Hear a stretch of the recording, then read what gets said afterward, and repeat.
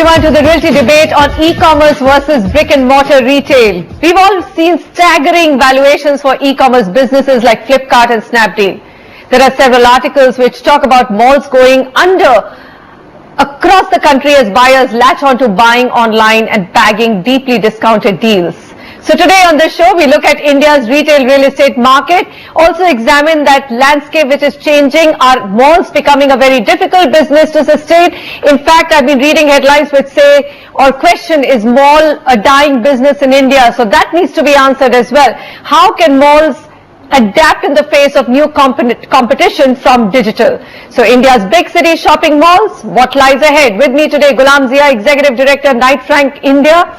Also with me, Rajneesh Mahajan, CEO, Inorbit Malls India. I have with me Anand Sundaram, Chief Executive Officer, Pioneer Properties Zone. Harminder Sani in the Delhi studio, Founder and Managing Director, Wazir Advisors. Also Pushpa Bector, Senior VP, Mall Head, Mall of India, Noida, DLF. And Sameer Jasuja, CEO and Founder of Prop Equity. All right, so before we start the discussion, interesting to look at just what's happening within the retail space in India. This is a Knight Frank report recently released. It says total retail spending and penetration of modern retail in top 7 cities, and they've captured 2014 data. Total spending is about $60 billion. And of course, Mumbai spends the most, 29%, followed by NCR and Bengaluru at 25 and 15%. Now, this number is projected to double to about $127.5 billion by 2019.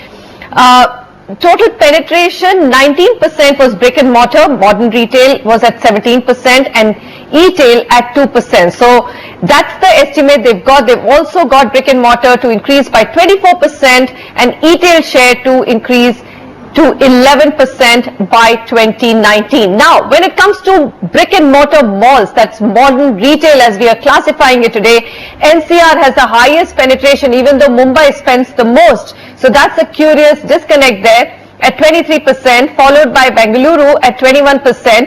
Mumbai has only 12% penetration of brick and mortar modern retail. So Ghulam Zia, I'm going to come to you first. Data we'll keep showing on the screen. Your team also gave us some very interesting statistics saying that if you were to put total modern retail space, which is malls and shopping streets, together in 7 top cities, 70 million square feet is that space.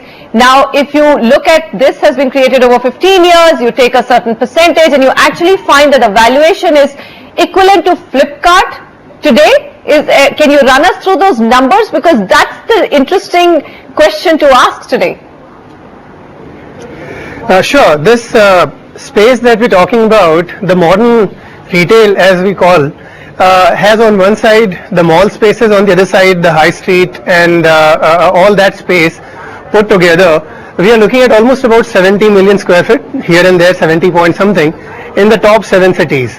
And if I look at a quick valuation of this, well, on some side you will have, malls which are, 2,000, say 2.5-3 lakh square foot of area in remote location, and may not get more than 6,000, 7,000 rupees a square feet kind of valuation. On the other side, you will have some properties which could actually go up to 20,000, 15,000. So on an average, when I look at about 10,000 rupees a square feet, just an assumption, kind of a number, if I stick to that 70 million, we're talking about $11 billion US as the valuation of this entire space, brick and mortar space that we have created in the last 16 to 17 years. And that's the number we are talking about. All right. So what is the interesting takeaway? Is the takeaway that, look, brick and mortar retail is under threat from online retail, and we need to be more careful about the kind of supply which comes into the market? Well, that is one of the inferences that you can draw. But on the other side, there is also one more interesting finding that we have. If you look at one of those graphs that we have there, it's talking about in last 16 years the share of organized retail in that what is the mall vis-a-vis the rest of the retail. If you look at that graph, say about 15, 16 years back when the malls etc. were making an advent in the country, once again there was that time also there was this talk that malls will perhaps take away the entire business and so on. But even today, mall vis-a-vis the high streets, we still have almost about 45 to 50% share.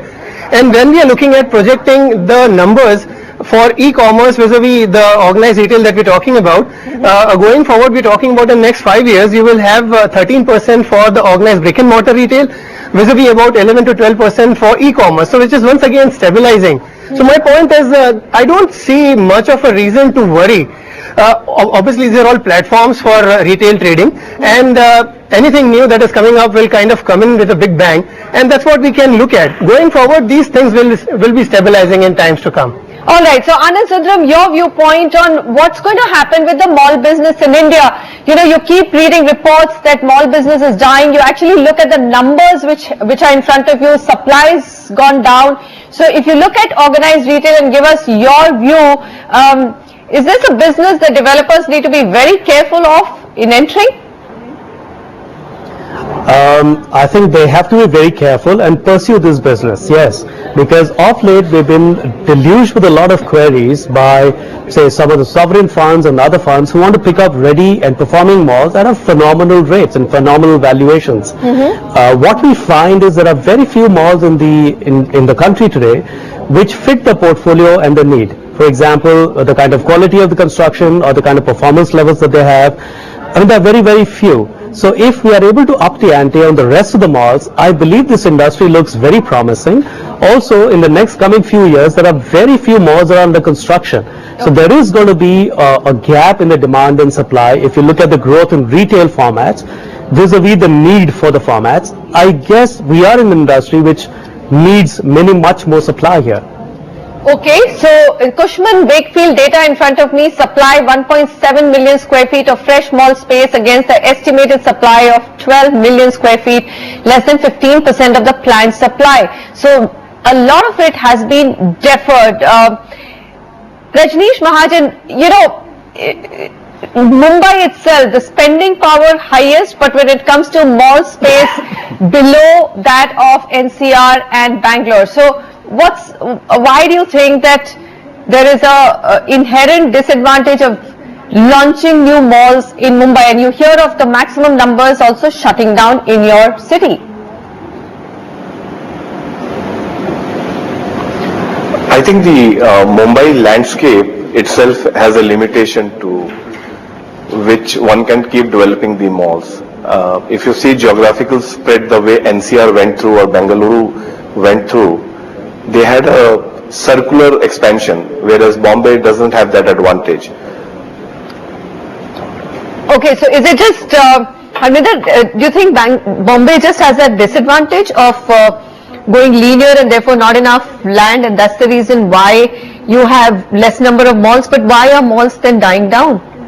See, that reason very clearly is there. Otherwise, if you look at what is Bombay, what we call Bombay, is there any mall there other than Phoenix? That's also, if you ask the real Bombay people, they'll say it's not Bombay, it's beyond, clearly beyond Haji Ali, so it's not Bombay, it's Midtown we are talking. So there's no mall in Bombay, and mainly it's to do with the land issues, and I think, but leaving that aside, I think eventually it's the customer who needs to be serviced, and there are various formats which will service the customer, whether it is malls or whether it's online or whether it's the high street. As long as customer is getting service, the brands are able to reach them. I think everything should work out. Now the real estate people, they have options, and I'm sure other people on the panel, they can talk about that in much more detail. That any real estate developer, he's got a piece of land. What is he going to do with it? So when Anand says that there are a lot of people who are wanting to invest big time into these malls, I think that's the message which need to reach out to the developers, because when we talk to the developers, most of the people, they are shying away from investing into retail malls. They are saying it's becoming a self-fulfilling prophecy. They read all these news about online taking over and retail is going to die, offline is going to disappear. So people are deferring. So the numbers which you mentioned about deferment of the malls, I think they're very clearly there because people do not want to look into future which is uncertain, which is inconsistent. They would like to put money onto something which they can clearly see, and putting money in a mall or any real estate is a very long-term investment, and I think that assurance which Anand gave, many more people from the industry should give it to developers, that they are investors, they are strategic buyers who are out there. But as of now, I don't think many people are aware of that. Okay, Pushpa, I mean, you're ready to launch the biggest Mall of India in Noida in May this year. The plans have been deferred, but that's not in terms of the launch itself. But are you worried? What's been the demand from stores? How confident are you that this huge, largest Mall of India that you're going to launch will be successful? When we launched Mall of India for leasing, we launched it in 2012. And on the contrary, we actually, when you look at zoning a mall and planning a mall, you plan it for 10 years ahead.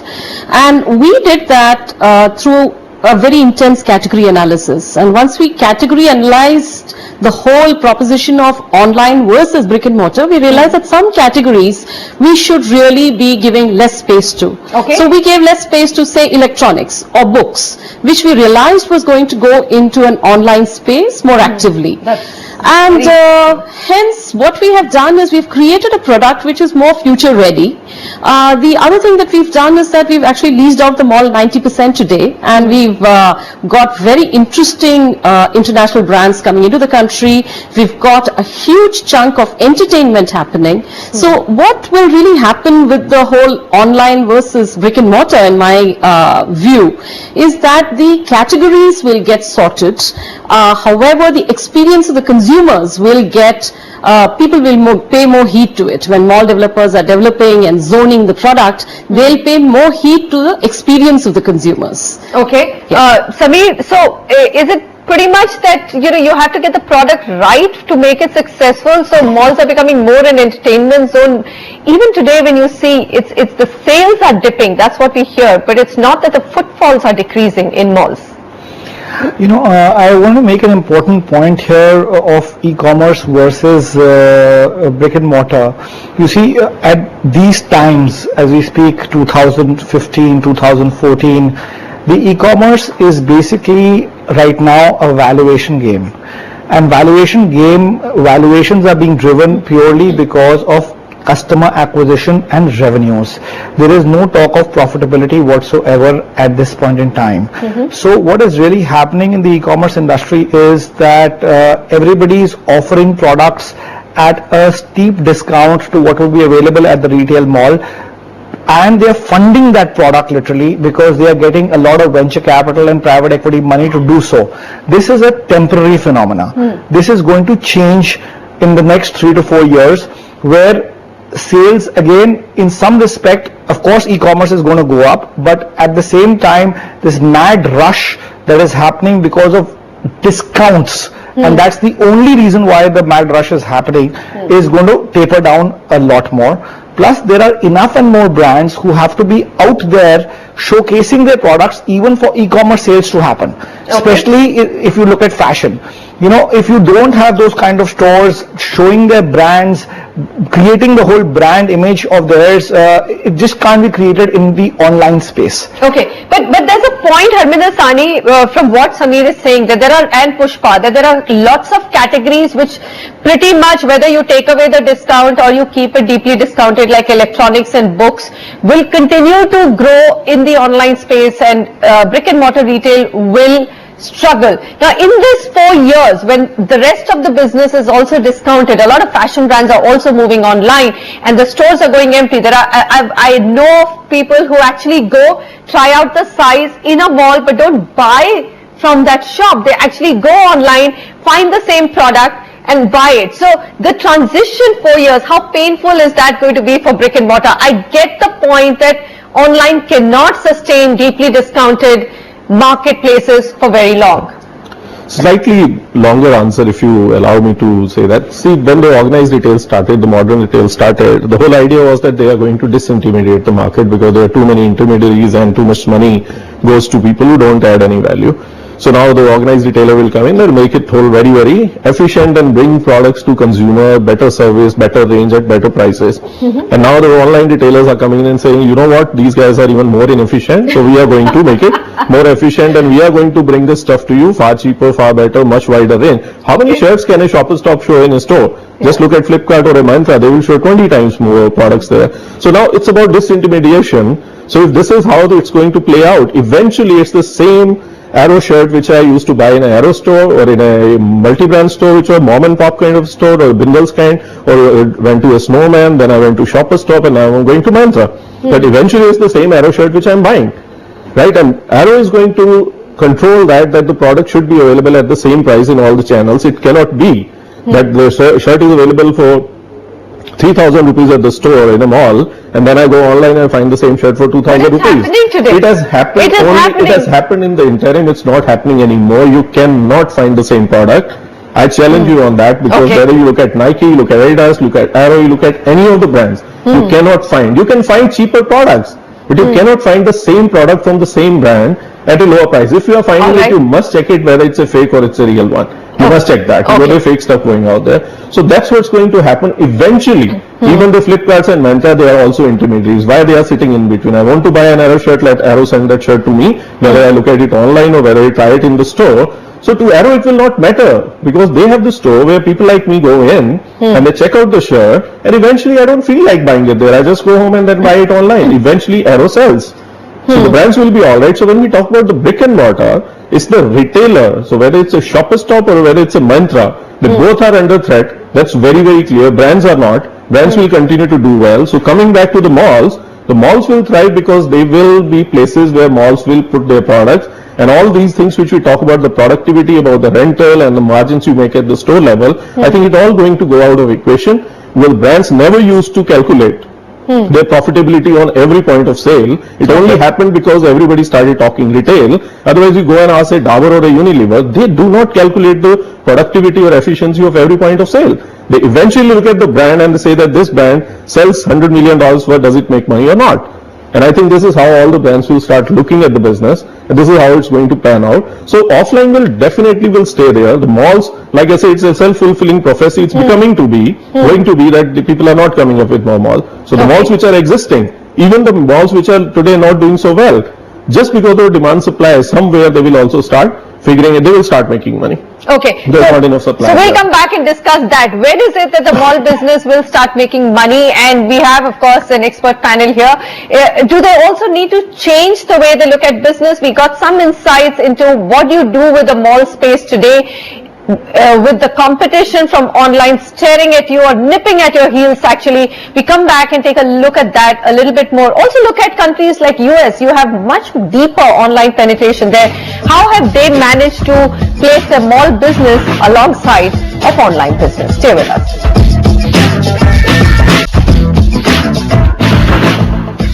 Welcome back. We're looking at whether malls in India need to change their business plan and their business outlook with the competition coming in from online retail. As it is, if you look at Cushman Wakefield data, 56% of the total mall space has been deferred in Delhi NCR. You have Bengaluru where 7 planned malls were there, but 4 of them have been deferred. In Pune as well, Kolkata witnessed a deferment of 1 mall, while Chennai and Hyderabad both have witnessed a deferment of 2 malls each. We're talking about data for 2014. Anand, is there a big threat that we have of this deferment? We just heard Harvinder talk about the fact that you could reach a situation where every developer is shying away from launching retail spaces, brick and mortar, and that could come back and haunt them in terms of the existing malls either having a party or just missing the party for them. I think Harminder has a very valid point. Internationally, most malls are owned by either pension funds or insurance fund, where in India it is by the developers. And the developers seek a quick return, where the insurance funds and pension funds are in it for the long haul. They want a property that will be based on an annuity income for a longer period of time. It is set to change now with the REITs coming in and with the sovereign funds and investment from all the pension funds coming in harder and stronger into the country. So there is a very bright future happening for the centers and for the developers who plan it right, for the people who plan the malls right, and who can do the business right. I guess it's the same analogy to why a lot of television channels fail and why yours succeeds so well. I don't see much of a difference here. Okay, all right, well said. And there are more than 350 news channels in the country, which of course everybody is glued on to. Okay, so I'm going to then toss over to Pushpa. Pushpa, so how do you get that mall right? You know, you talked about customer experience, you talked about user experience, but there has to be a little bit more. You still hear of malls going down, and with REITs close to becoming a reality, do you think the developers are rethinking their strategy on malls? Well, I think good quality malls will always flourish and do well. What is really a good quality mall? Is one which is catering to a wide catchment, has the ability to get a sustained amount of footfall and conversion, and that can only happen if the merchandising is right, you know. So I completely agree with Harminder when he says that brands are going to survive. So good brands, if they look at sustaining through uniform pricing policy and not diluting their brands, they will survive either ways, in brick and mortar or online. The other thing that malls will tend to do is that they'll become much more fashion forward, in the sense the focus on shopping would be more to do with keeping up with the current trends. The right fashion components would be there in all the stores, and so stores would be more a showroom, so to speak. Yeah, okay. And that will actually add and value add to the malls. Also, what will tend to happen is food and beverage and entertainment, the amount of space that we have earlier allocated, that will go up. In Mall of India, we are actually going up to 40% of space dedicated to food and beverage and entertainment. The reason why we are doing this is because we know that that's something that online can never have. It's experiences that customers want, and it's too early in the day when people say, you know, all I want to do is sit at home and Google and do my shopping. They are looking for experiences. In India, shopping is still a family or a friend outing. It's also an avenue for an outing. Malls are really an outlet for entertainment as well as experiences. So increasingly malls, good malls, will tend to focus on this aspect and will tend to really look at how to gain that customer loyalty through creating different experiences, be it in shopping, be it in fashion trends or food and entertainment. Rajneesh Mahajan, would you agree with that? Would you support that argument that everybody in the business of malls, as you are, has to totally rethink on what they're going to do with the space, design and the experience? I think rethinking is a part of any business, whether you are in media, retail or any kind of commodity business. The change will happen as and when we face new realities, and with us facing a new reality, definitely the rethinking is required to be relevant in today's consumption behavior and today's customer requirement. So that cannot be taken away from any business. Yes, see, we also are realigning our entire trade mix. We are looking at the expansion plans of our mall business in areas where we see more residential developing. We look at suburban markets. We look at the new reality, which is the mall size has to be large enough to accommodate multi-functions, offering for the customer, whether it is food and beverage, entertainment, or is fashion or activities. So the new plans will be aligned to the new reality, but malls will continue to have relevance in customers' life. Okay, fair enough. Gulamzia, I mean, if I look at the size of Mall of India and I also look at the stories that I've been reading, is size a very big determinant of a success of a mall? Because if you want to create the right experience, it can't be done in small pokey malls that you see in tier 2 cities. I mean, those pretty much are lying vacant, whether it's a Haridwar or a Jaipur. Those are the ones probably under the biggest threat today. Yeah, I agree. The challenge is about the right size of the mall that we're talking about. See, on one side, for the foot, you have to have the right mix of entertainment, F&B, and so on. On the other side, these are not the formats which actually give you a lot to your profitability. Your money still is made on the other categories. So here is a big challenge where you have to really ensure that the footfall is alive and increasing, which is essentially on the back of these entertainment and F&Bs.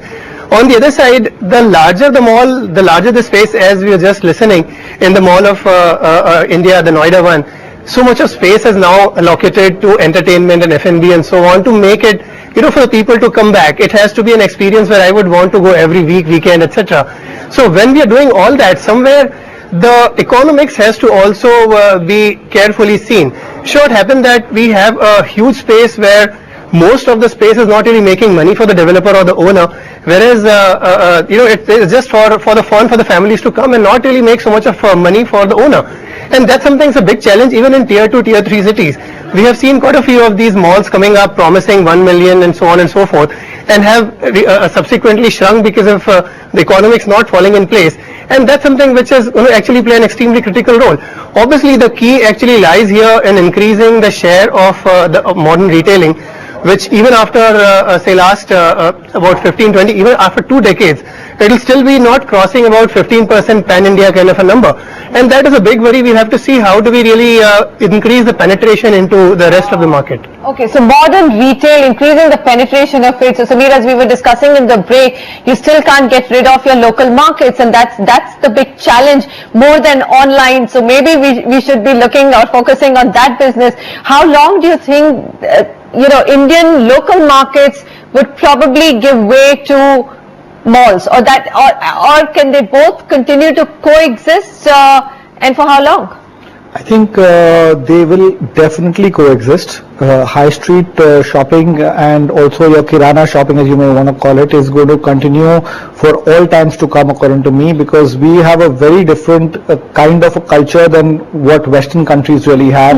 We still do have a lot of help at homes, which is not going to go away, and I think personally that with the new amount of real estate development coming up in form of integrated townships, we have this walk to work culture, we will have this walk to mall culture, or walk to retail, high retail culture. So people don't want to drive and don't want to park and spend hours parking. They want a mall close by to their vicinity so that they can go on a regular basis and shop and have a family experience. At the same time, you have to look at the demand supply dynamics in terms of how much residential space is going to be coming up in that micro market for that mall to get for you to be able to justify that mall.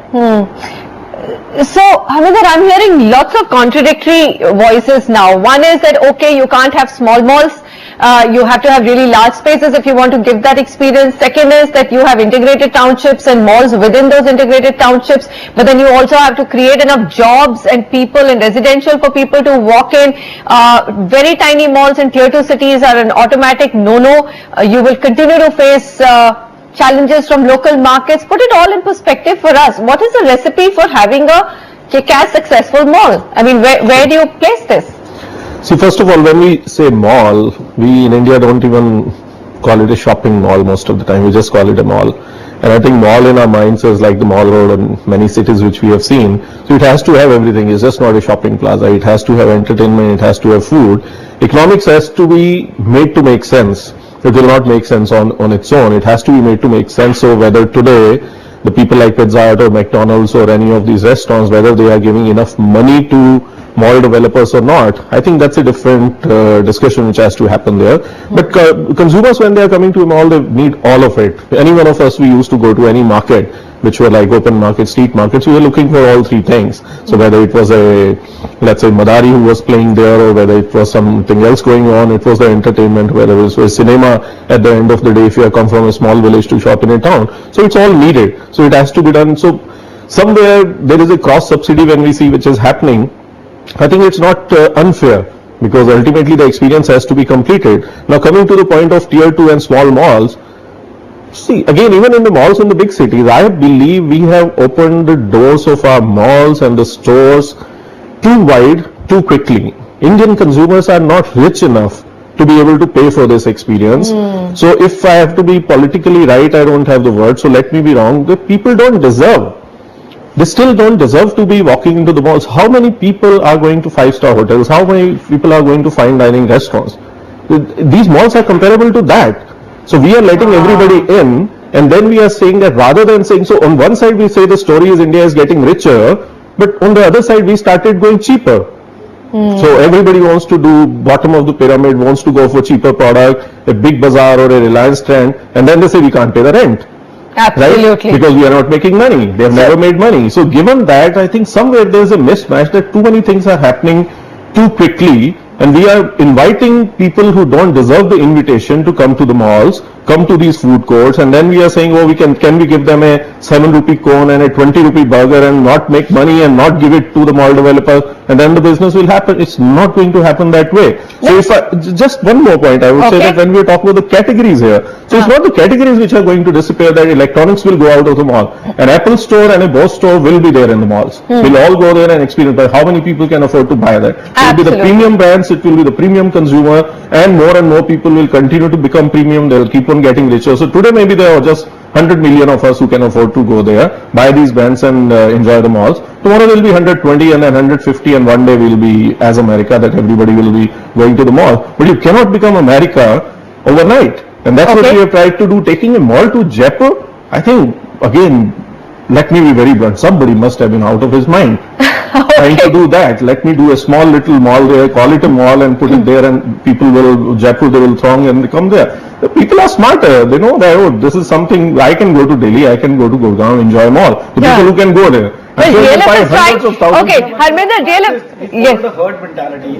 What's happened is that not one mall has come up. So in locations, there are 10 malls that have come up together. Like for example, MG Road. Now some malls had to fail because there was no demand for 10 malls, and the same brands couldn't have been there right next to each other. Okay, so what is it that will make Mall of India work? I mean, we are actually talking about creating a mall which is larger than any that you've seen in Dubai. I think Pushpa has to answer that. We're going to take a quick break and come back. I mean, if you don't even have people who can afford to enter and enjoy or pay for that experience, it's a big question that you have to answer. How long are developers like DLF willing to wait out to monetize their investments in malls in India?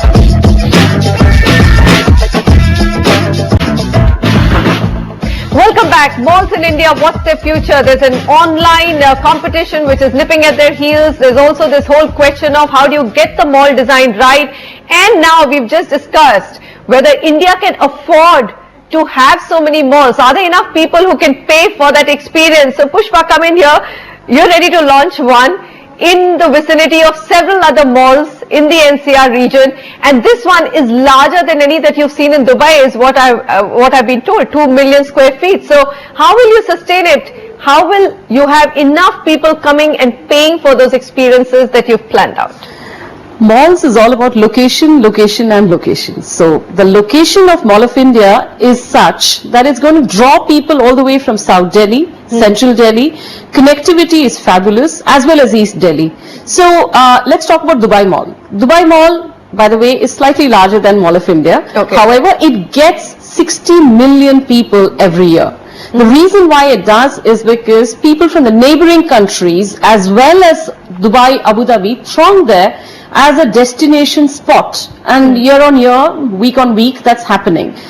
In the same way, Mall of India, what will happen is with the kind of options that you put together, if the product is right, then it draws in a larger catchment. It will draw people from neighboring states to be able to come and see those kind of entertainment options and brands that have come in for the first time in the country, which will ensure that the numbers are there. The other thing that we're going to be doing is, we fortunately are falling within the Golden Triangle route. So we're going to be we are in talks with the government to be able to give a tourism tinge to the whole Mall of India, because Mall of India, with its sheer statement, is something that will really be a showcase of modern retail and what India can do. Okay. And from a tourist point of view, this will be a great story. So they'll get to see all the foreign brands. Anand, respond to that. Would you agree with that? It sounds all very sexy, I must say, and that it will work, but I can't. I mean, 60 million is a very large figure. You add all the tourists, you can bring in